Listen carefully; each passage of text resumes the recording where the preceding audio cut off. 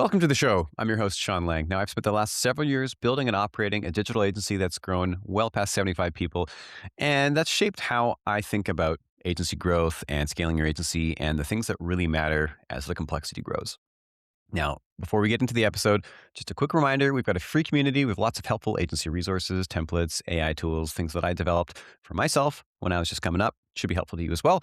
You can get that over at agencyuplift.co/group. Okay. On to the episode. Today, I'm joined by Tim Minzer. He's the founder of Title Marketing. Now, Title Marketing helps handmade furniture brands scale to 8 figures using a commission-based Google Ads campaign system.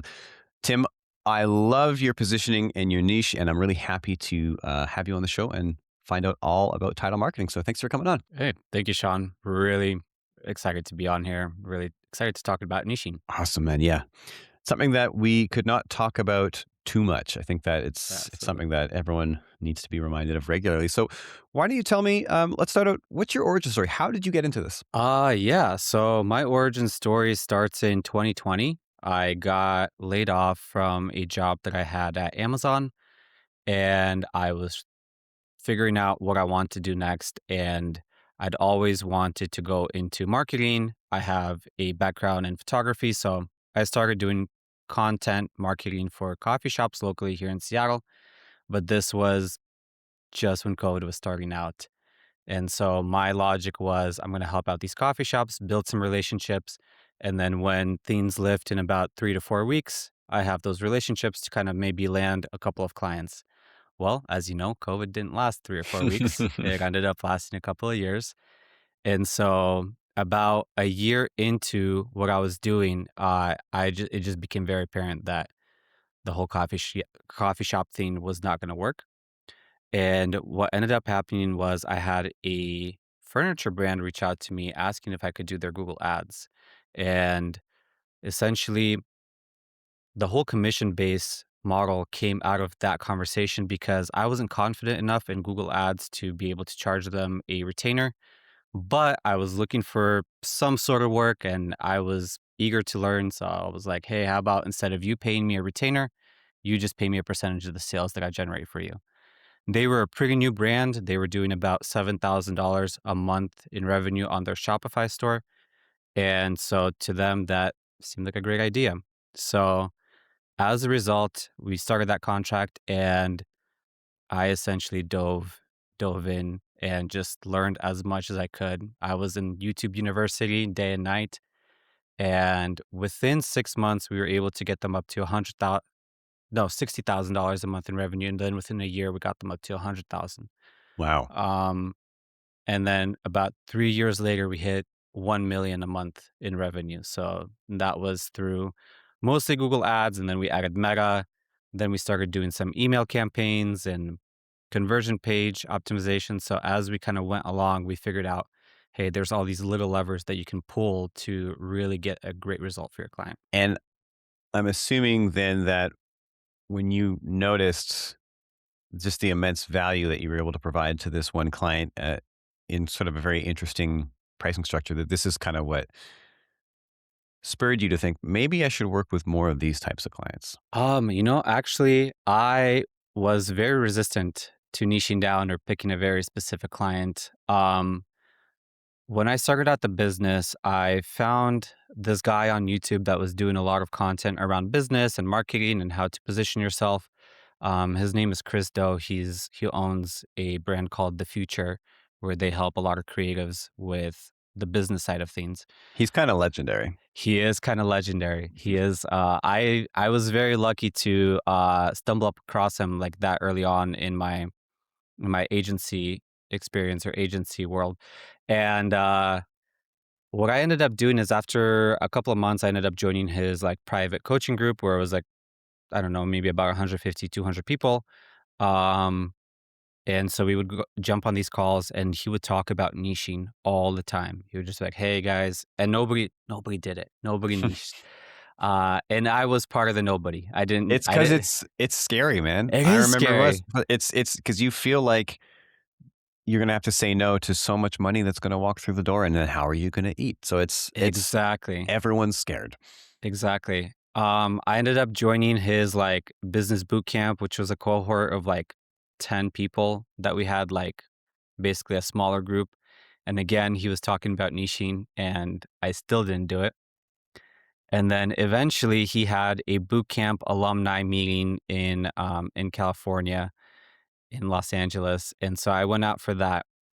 And so the topic of niching came up again. And I was like, I just don't know who to niche to. And I don't even like, I don't know. I don't really want to do this. And he like literally put my back against the wall and he was like, dude, just do the exercise. Just pick your, pick your best client and just do the exercise of like all the like modules that he has for niching.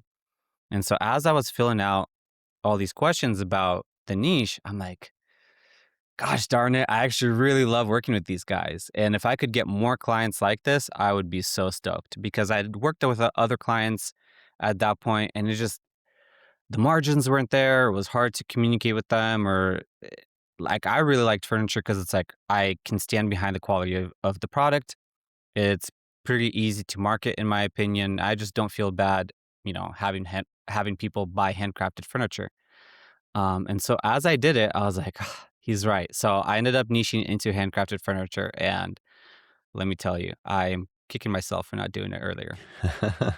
it's a it's a common story I hear, not specifically furniture, but when you finally make the jump and then kicking yourself afterwards. What did you find was like the most maybe the most surprising thing when because obviously you had a lot of assumptions and fears going in of how it could potentially go. What was the most surprising to you when you actually finally did it? I think what I was afraid of is that I would filter out like potential clients and lose out on potential work and money.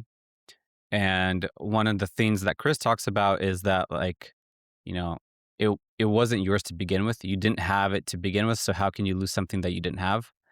Um, and so what I found as I niched and I started posting, I ended up getting a lot more inquiries. So people just, I get furniture brands reaching out to me without I've never heard of them, I've never looked at them, I've never interacted with them, and just through posting on LinkedIn, they see my profile. It's all about advertising for furniture.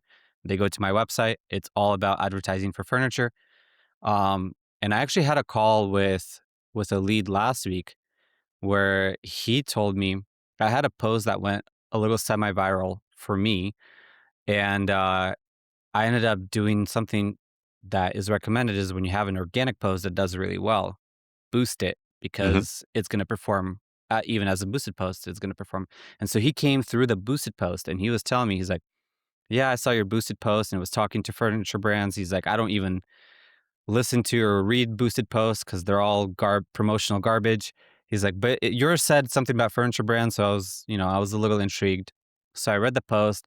He's like, and then I jumped onto your website, and you're like, yeah, yeah, like looks good, like it's about furniture. The use case studies look good. He's like, and then I went to your about page, and he's like, dude, I felt like you were talking to me. He's like, "I felt like you wrote this specifically for me," and he's like, I was like, I gotta work with this guy." And so, like, he came to me, he was pretty much already sold, and we just had to figure out, like, the details and all that stuff, and I think if you're not niched, that kind of, like, interaction, that kind of, connection is really difficult to accomplish because your copy and everything that you say on your website, on your social media is going to be trying to appeal to the most amount of people and just you're not going to build that like deep connection or really talk to the specific pain points that the your ideal client profile is going to have. Oh, 100%. Yeah, when you can talk to the one specific persona or avatar ICP that you want to work with, you have such a higher likelihood of what you're saying actually landing and resonating and them actually seeing you as an authority versus just like it's another generalist. He could probably help me, but also so could 100 of the other generalists that I've come across as well. So, and I don't think that I've come across in my 8 years of agency life, I don't think I've come across any other people who are positioned to help handmade furniture brands. So like you're very uniquely positioned as like a one of one, at least in my brain anyway. There might be a few more. I don't know. You could probably tell me.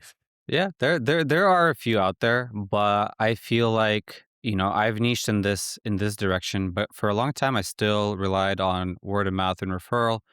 And niching within the word of mouth and referral space is still helpful, but over the last month and a half, that's where I really started to kick up, posting and being online and building out my personal brand. And that's where I've started to see like a steady stream of leads coming through and them being qualified to work with me. Um, so there are some brands out there that do furniture advertising, but I feel like there's a gap in the market of where they're not really making themselves that known. So I see an opportunity to build a personal brand around the space and just dominate the market. Yeah, one of the big opportunities that I think that a lot of people, miss out on is just being the loudest voice. Like, Yeah. if there are multiple people in there, but they're not really saying much, that's a gap. That's a gap that you can fill, and, of course, that immediately positions you above the rest, which Yeah. is sounds like that's kind of like your situation.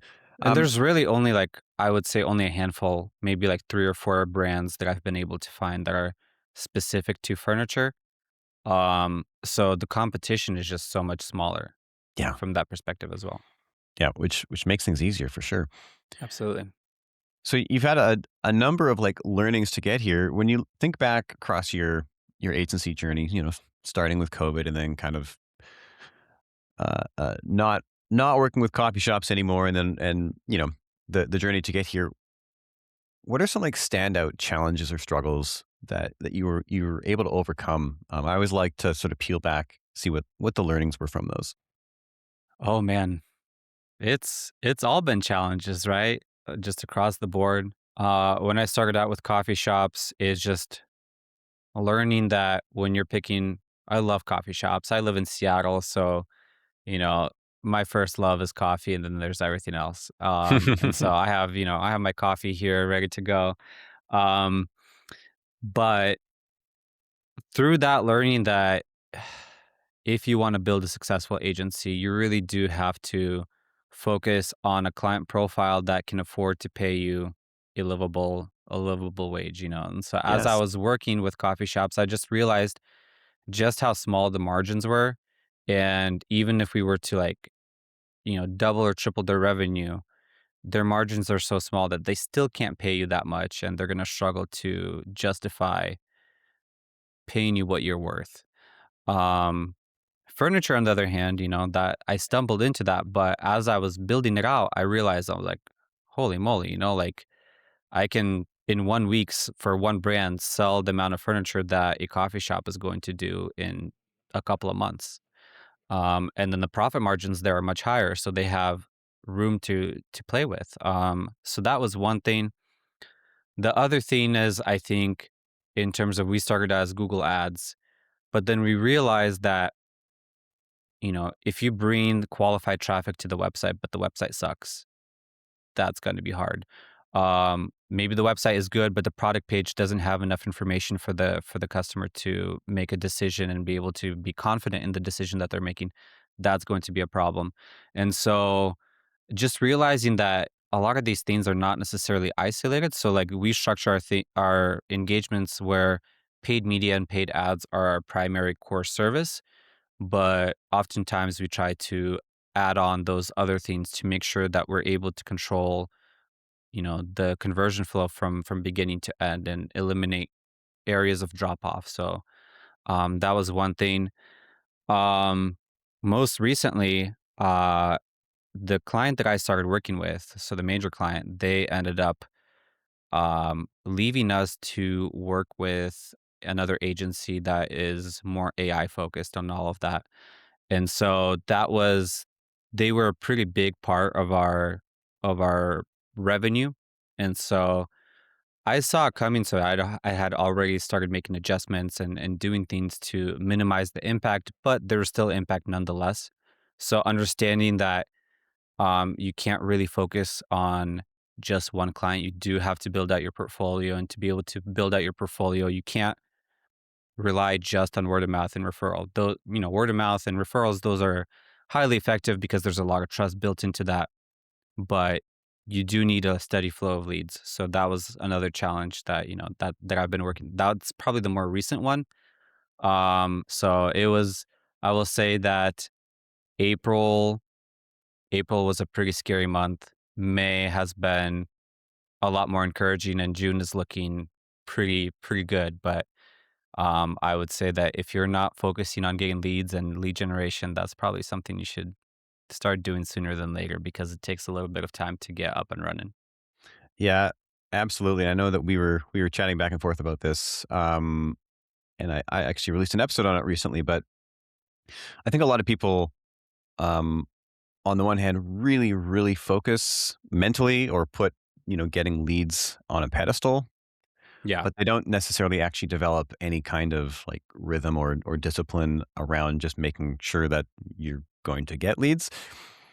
And again, for people listening, I think the absolutely simplest, best place to start is literally just to dedicate like half an hour a day to just a discipline where like I'm going to do everything I can to connect with or meet my ICP, and I'm going to start conversations with them, and I'm going to re-engage with past ones that I haven't talked to in a while, and just build a discipline around basically cultivating, building, and then cultivating relationship with your ICP. And I found that it's kind of like uh, planting seeds, and if you just keep planting seeds and like watering them, eventually stuff will just start to grow. You'll find that you absolutely. don't even need to like put on your hardball salesman hat and then and try to sell people. You literally just need to you know make relationships with your ICP. And if you are as well positioned as Tim here is, because he works with handmade furniture brands, most handmade furniture brands probably don't meet a whole lot of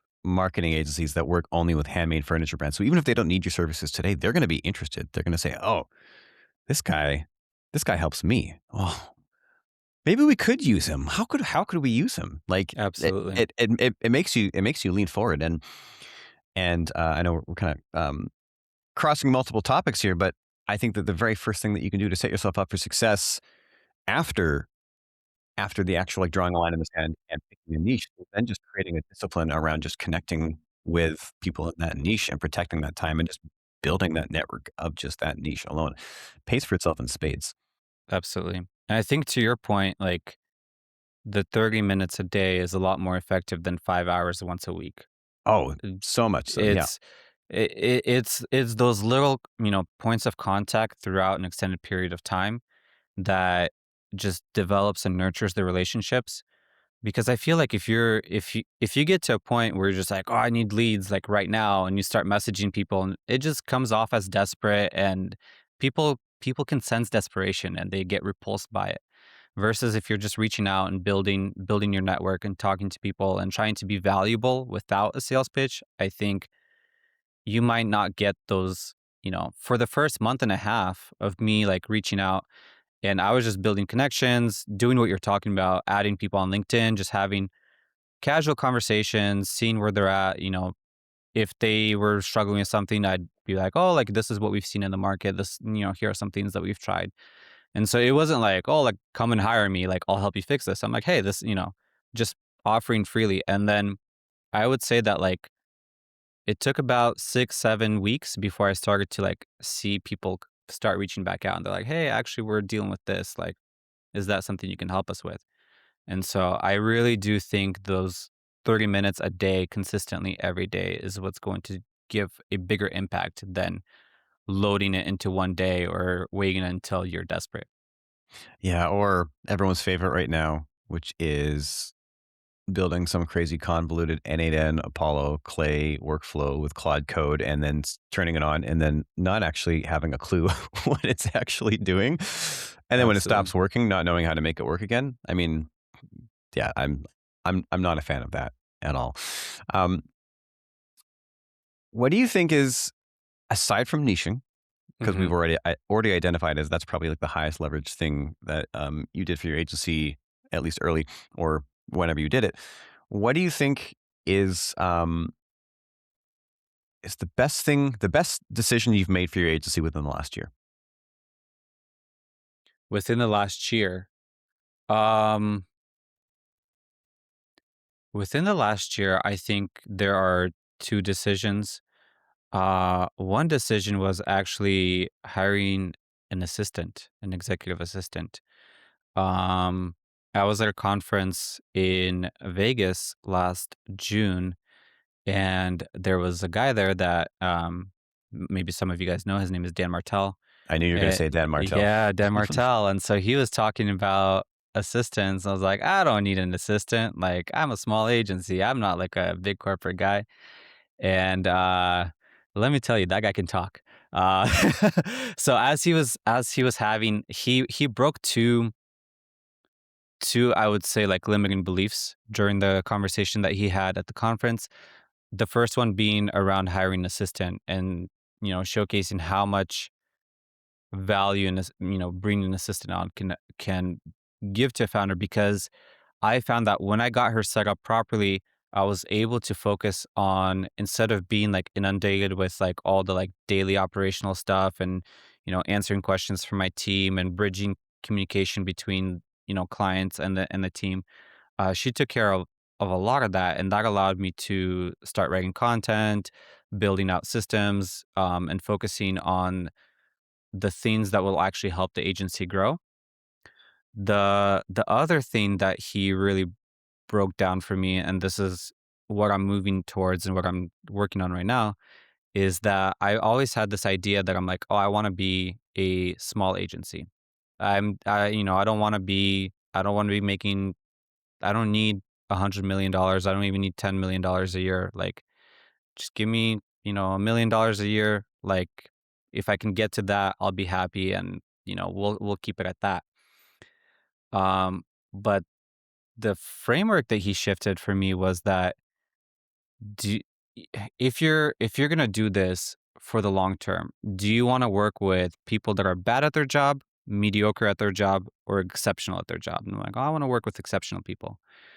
And so he was like, well, do exceptional people want to work for a company that is doing just okay, or do they want to work for a company that's changing things and making an outsized impact? I'm like, well, if I was an exceptional person, I would want to work with a company that was making, where I could make a massive difference and the company's making a massive difference. I remember being there like, "Ah, okay, that makes sense to me." I really do like, so my goal is like, if I'm working with ad specialists, if I'm working with graphic designers, if I'm working with copywriters, I don't want to work with people that are mediocre. I want to work with the best of the best. And in order to work with the best of the best, we have to work on projects that are paying us to do the best work. And I'm like, well, if we're doing that, we have to be the kind of agencies that the best companies, the best brands out there hire us, because we're the best agency to hire. And so it's like this whole thing. And I'm like, okay, that makes sense. So those are the 2 things. And that kind of pushed me more so into building out a personal brand and putting myself out there and working on building the agency of not just being like the best kept secret, but setting everything up. Essentially, like, the idea is that I want to hire exceptional people, and in order to hire exceptional people, we have to work with brands that are able to pay us the kind of money that would allow us to hire exceptional people, which means 100%. that we have to be the kind of agency that those brands want to work with. So it's like this whole thing. And I'm like, I don't want to do mediocre work. And so in order to be able to do that, I feel like we have to be the best at what we do. So my goal is to be the furniture brand agency that people want to work with. It's like, hey, if you have a successful furniture brand and you want to get to the next stage, Tiger Marketing is the one to work with. The question is, can you afford them or not? That should be the question. The question isn't can you afford them? The question is how will you afford them because they are the only choice. Exactly, exactly. Because if somebody really wants to work with you, they'll find a way. They They will will find a find a way. way. It's very true. That was like another limiting belief that I had to like overcome, because I was like, oh, like, why would why would people want to work with this or that? There's all these other options, and some options are cheaper or whatnot. But that's a framework, I think, from my past life. Like, It's it's so common. Like we all come with like we come out of the box with like different baggage, with different mhm. frames of reference, with especially with different money baggage, depending on like how our parents positioned money to us and like how we grew up and how we view money. I think the people that don't see money as anything special honestly have a leg up because it's Oh, not scary absolutely. for them to say to look a prospect dead in the eye and say, yeah, first month's gonna be $8,000. And then Yeah, to be okay with that, not have like the "Ooh," like the gulp afterwards, like exactly. I or or stuttering through it. I mean, I grew up definitely with my own money baggage, and it took me forever to sort of get beyond that and be like, Stop putting your feelings about money in the head of the prospect. You have no idea whether this is a lot of money to them or a little bit of money. You have no idea whether they're hoping you say something more. Because also, if you're specialized and you're positioning yourself as more premium, often those prospects are actually looking for a higher price because it reinforces to them that you're the right choice. And if they're expecting you to say, if they're expecting you to charge $10,000 for a project and you come in at two, they're going to be like, oh, What's the catch? what's the catch? This is like, is this a dollar store? Like, what? This is not going to last. This is not going to solve my problem. So yeah, Absolutely. it's definitely huge, and one of those really big founder shifts that I love. It doesn't have to happen for everyone, but definitely happened for me. Sounds like it happened for you as well. It's just like Yeah, removing those limiting beliefs, and I think that Dan Martell positions that just so beautifully, which is like it comes down to the people, and if you can't get the right people, you're not going to get the right outcome. And so it's like a waterfall effect. You got to start at the top absolutely. and be like, okay, well then we have to work with the right clients, which means we have to charge them the right, which means that now we can deliver the best service, which means that we need people to, and to blah, blah, blah, blah, blah. It's kind of like goes down like one thing at a time. Absolutely. And I've even caught myself like so many times like looking for somebody, you know, I I'm working on building out setting up a custom deck company out here in Seattle. And so we're targeting high-end luxury homes that are $1 million plus because, the average deck price is going to be anywhere from 75 to $150,000. And so the guys that I'm working with, they've been in the trades for a long time and they're transitioning into custom decks as something that they've done over the last couple of years, like on and off. And they're like, we really enjoy this work. This is what we want to focus on. And so we're building out the brand. And I'm like, well, if we're going to target these kinds of customers, we need to appear that way. And so I remember I was looking for a graphic designer and I was just like, I need to work with the best graphic designer. And I was like, I don't want to work with like $1,000, $2,000 designer. I want to work with somebody that's actually going to do the work and set us up and position us correctly for this type of customer. And so the budget that we had, I think, was like anywhere from like 5 to 10,000. And so, but I kind of like advertised it as like 5 to 8 because I found that like you say 10, it becomes 12. I was like, okay, Yeah, whatever. yeah, for sure. And so, I come across this designer that, like, I looked at his work and I'm like, "Oh, man, it's so good," you know? And we get on the call and I'm like, I'm a little surprised that he's within our price range. And, he basically came we had the conversation. He's like, "Well, I have to tell you something." He's like, "Usually for a project like this, I actually charge 15,000." He's like, "But I was looking at your website and I was looking at, like, how you do things." He's like, "I really respect your approach." And he's like, "How about this?" He's like, "I'll do the branding for 8,000." He's like, "I feel pretty confident based off of what I read about your agency that you're able to get the results for this client." He's like, "If we reach this revenue mark within the next year, you guys end up paying me 20,000. So my usual is 15. If we hit this revenue goal, it's 20." And I'm like, I like that, like it was just really, and I'm like happy to pay him more. Like I'm happy to pay him $20,000 if we reach those metrics. And then I feel like he's incentivized, to do the type of work that will position us to do that. And so it was like this whole thing. And then, yeah, when he delivered the final product for the brand, I was just like, dude, this is exactly what we were looking for. And so like now I'm like, I feel confident that we're gonna hit those revenue goals, and I'm like, I'm gonna be happy to pay him 20,000, like no problem. Yeah, that's a great example of value based pricing, and also feels like a page right out of Chris Doe's playbook, Absolutely. right? Absolutely. Yeah. It's like if like, and that's the other thing is that like I feel like a lot of business owners get so caught up in like and agency owners get caught up in like one way of doing things. And it's like, hey, you can structure how you approach the engagement in ways that make sense. And so in our case, at that point, the most that we could afford was like, $8 to $10,000. And he was willing to work with us, but he structured it in a way that he had upside for himself as well. So I'm like, it's a win-win. Well, it also just shows confidence on his part. It's basically him saying Absolutely. like, my work will speak for itself, and once it shows its value, then I'll be compensated for it. And Absolutely. that's a really, really good signal to you because you're like, oh, okay, well then I think you're definitely worth at least the $8,000, if not more. Absolutely, Yeah, absolutely. And it made me feel good because he's basically saying, he's like, "I feel like you can do it as well," like, so I'm like, "Okay, cool, like, I trust you, you trust me, let's do this." that's really cool. I've never heard of an experience of being on the other side of value based pricing. So another plus one for value based pricing.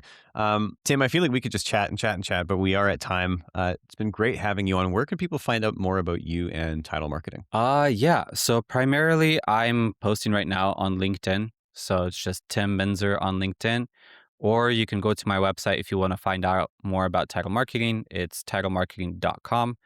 And then I'm trying to post more on Instagram, which is also Tim Minzer, but LinkedIn is primarily the best place to find me right now. Awesome. Thanks for coming on, man. Yeah, absolutely. Thank you.